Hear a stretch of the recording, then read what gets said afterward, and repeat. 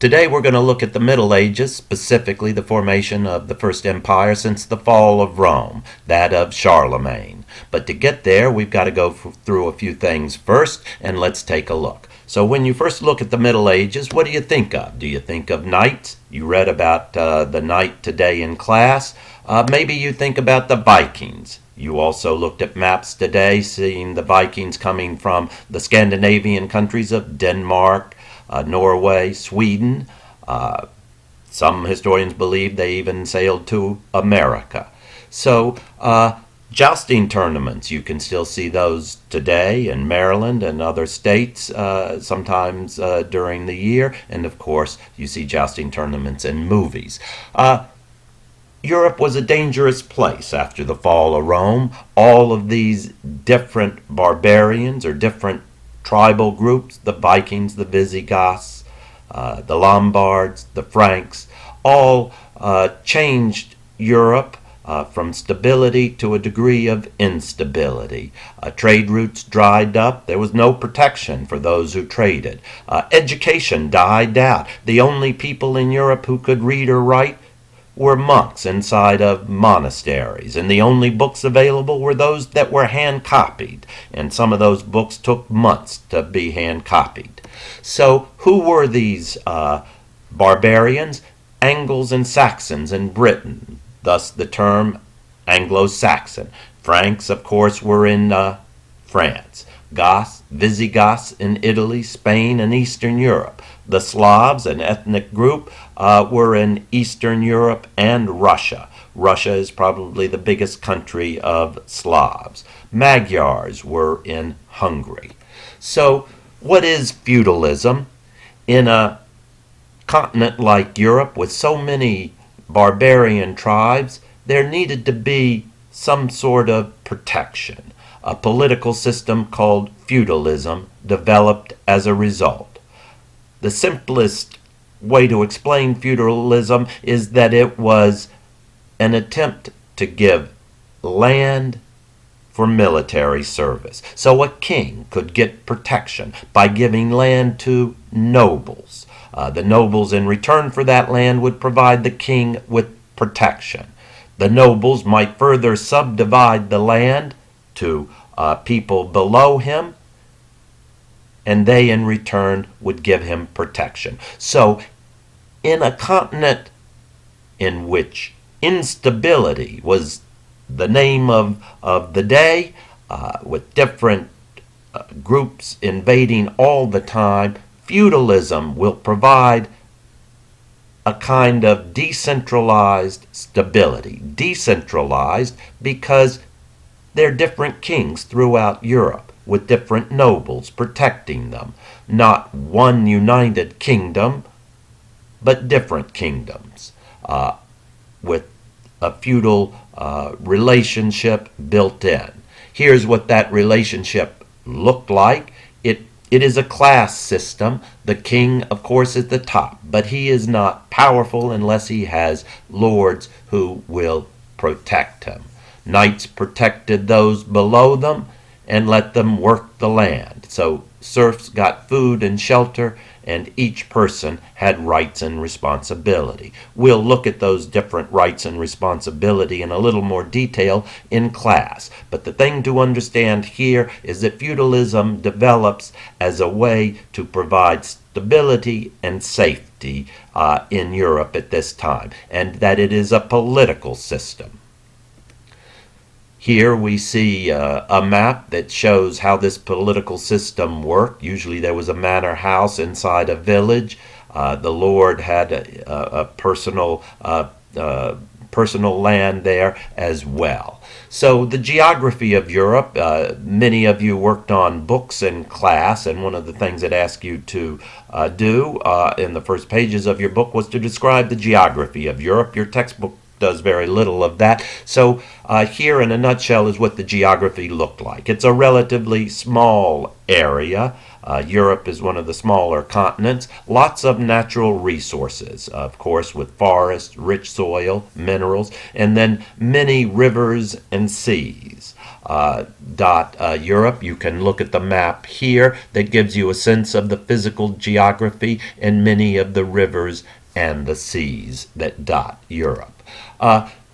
We'll look now at the formation of the first empire since the fall of Rome. But to get there, we've got to go through a couple of stories. You want to write down the big players here. There's Clovis, who will make the first or develop the first empire and become a Christian in the process. There are palace mayors who are really rulers for kings, especially kings who have not come of age yet. We'll see Charles Martel, the Battle of Tours, Pepin the Short, Pepin's donation, and Charlemagne. These are the important players in early feudal Europe. You should be able to identify each one for a test. So Clovis is the first. He becomes king in 481 CE. His claim to fame is his conversion to Catholicism. That is important because any king or emperor who converts to a religion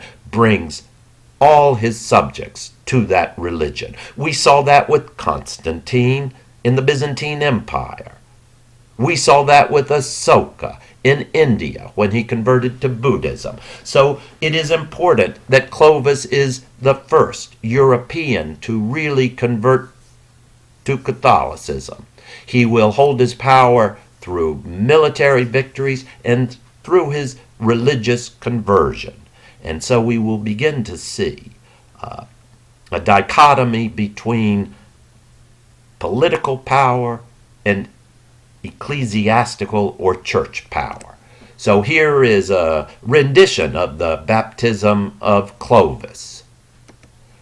He is one of a number of rulers who come from a line called the Merovingian Rulers, and I probably slaughtered that word, so forgive me.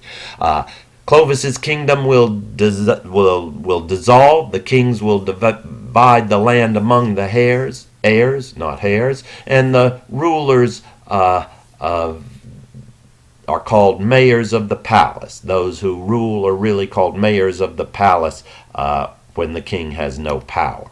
Charles Martel is one of the most important individuals in early European history. He is a mayor of the palace, a ruler for a king, but he is also a military leader. In 732, Muslims in Spain, and now we need to back up a little bit. How did Muslims get to Spain? The Umayyad dynasty in Damascus was attacked by the Abbasid dynasty. The Abbasids murdered all of the Umayyads and moved the capital to Baghdad. But one Umayyad escaped and made his way to Spain and established a Umayyad dynasty in Cordoba. Cordoba became a light inside of Europe, inside of feudal Europe. Cordoba was a great city like Baghdad with bookstores and running water beside the darkness of feudal Europe. In any case, in 732, the Muslims decide to try to advance into Europe. They cross the Pyrenees Mountains and they confront Charles Martel at a town called Tours, Tours. And it is there that Charles Martel, known as Charles the Hammer, stops the Muslims in their tracks, pushes them back into Spain, thus preventing the takeover of Europe by Muslims. So it is for that reason that Charles Martel is so important. Here is a map of the Frankish Empire that Martel and his son will begin to build after the victory at the Battle of Tours. So we see the conquest of Clovis, the conquest of Charlemagne later, the Battle of Tours here at this map. You see in the left corner of your screen the Pyrenees Mountains that the Muslims had to cross, and there they are stopped in Tours, which is in France. Here's a rendition of the Battle of Tours where the two sides meet. So he leads an army against the Muslims who were invading from Spain. They destroyed towns and villages and killed and took property. Charles got together an army of Franks and Germans and defeated the Muslims, later killing the leader, and the Muslims snuck off in the middle of the night. He's regarded as one of the most decisive battles of the world. So here is where Islam is at the beginning of 750 in Spain, North Africa, Saudi Arabia, but Europe is largely free of the Muslims outside of Spain. And Charles Martel made sure that they did not take over Europe. So, the son of Charles Martel is Pepin the Short. Pepin has a younger brother, or a brother, who is called Charlemagne. Both ruled together, but Pepin decided to go to the monastery, and Pepin, who is short, so he gets the nickname Pepin the Short. He is known to be a courageous man, and at the circus to see a fight between a lion and a wolf, and saw that the wolf was getting the worst of it, so Pepin cried, "Will one of you separate the beasts?" And when he received no answer, Pepin jumped into the arena and killed the lion with a thrust from his sword. So Pepin is really now the mayor of the palace. He has power and does most of the work, but he does not have the throne, occupied by a king named Childeric. A do-nothing king. Pepin is the real ruler. He goes to Rome to ask the Pope, who should be king, the man with the power or the man with the title? The Pope responded that it's the man with the power, and he crowned Pepin as king. Pepin rewards the Pope by moving the Lombards, a group of invaders, out of Italy, and that becomes Pepin's donation. The big daddy of all the Merovingian rulers is Charlemagne, who is the son of Pepin. He's called Charles the Great. In 768, on Christmas Day, he becomes crowned emperor of the Holy Roman Empire. His accomplishments: he doubles the size of his empire. He sets up a school at Aachen. Charlemagne is illiterate, can't read or write, but has a high regard for education and sets up one of the first schools in Europe at Aachen. He begins land grants to nobles.